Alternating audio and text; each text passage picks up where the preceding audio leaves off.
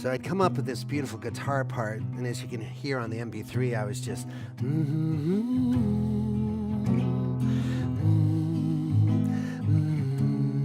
I was just humming a melody that was just sounded very Celtic and kind of Irish to me. And then I combined it with the idea of my father's passing and the conversation I had with my daughter. The main thing is I wanted this to feel like it was believable for everybody.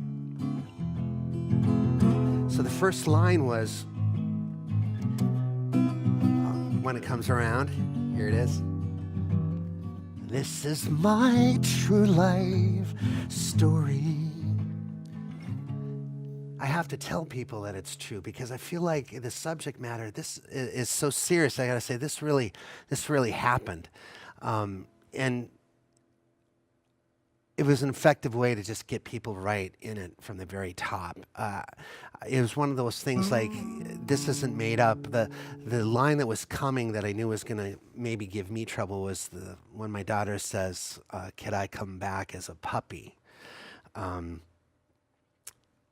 was like, could I say that line? It really happened that way. She was talking about Buddhism and reincarnation, and she asked me, could I come back as a puppy?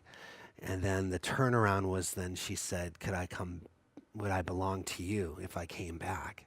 And then she started crying, and I was like, can I be that honest and use the word puppy without throwing the song into kind of a hole, like that where people would snicker or laugh, or the line is almost too childish, but that's why I wanted to say, this is a true story. This happened between me and my child.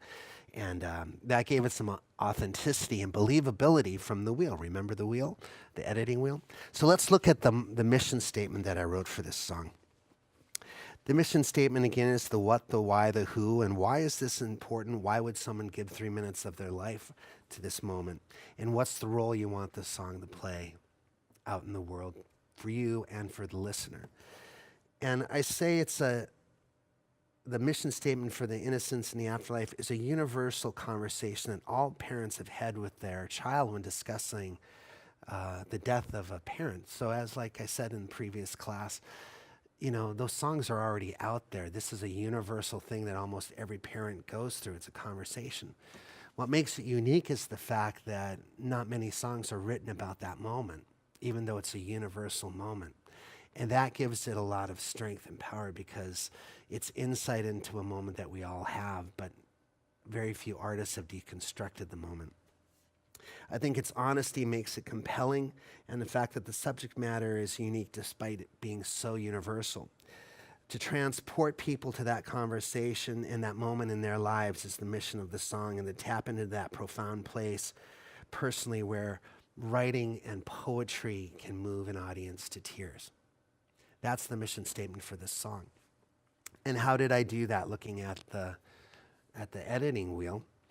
Obviously, the melody is it's a sad melody. Bum ba da da da da da da da da. It's also well defined and carries the words in a beautiful way. The narrator is a father, and to me that really describes the personal nature of the song. It's a conversation between a father and a child. And I think the listener feels like they're almost a peeping Tom looking in at this conversation. It's very personal. And that gives it a lot of believability and a lot of personality. The orchestration, I love this guitar riff.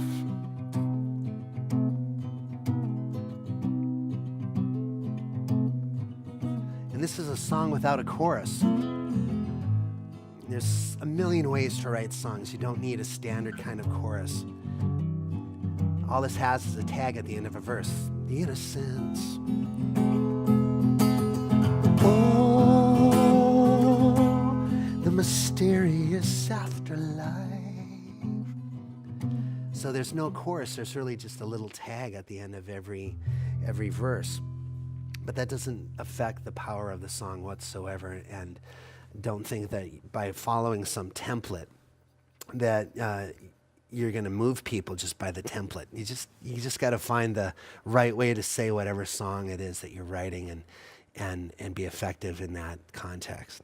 The verses, I was really, you can see because we provided a PDF of some of the iterations of this song, and I'm making very subtle changes in the language. I go from soul to ghost. I talk about my father's soul in the beginning, and then it moves towards a ghost, which I think is more, in a way, more visual and more sensory because of that. Also, I was describing coming back to my daughter, and I wanted to make it feel like I was coming back home from the train, and I was just trying to fit too many words into the verse. So I finally settled in to just meeting my daughter and her 5-year-old eyes. That was my way of telling the audience how old she was and the fact that I had come home from the trip of watching my father die and getting on that train.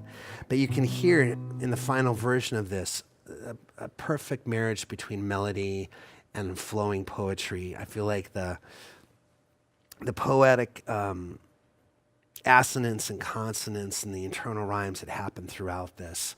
Listen to this first verse.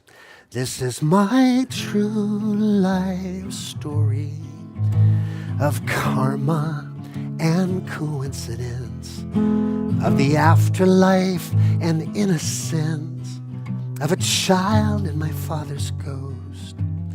To me, that's one of the best pieces of poetry I've ever written, the internal rhyme between innocence and coincidence, and just the ebb and flow of the S's and the C's. And it really follows the almost wave-like form of the melody. And I got really lucky. There wasn't a lot of lyrical editing here. I got lucky right from the top, having a very cool guitar part, which you can hear in the first MP3, matched with a pretty nice melody on the second MP3, and then the third MP3 when we're starting to get that first draft done.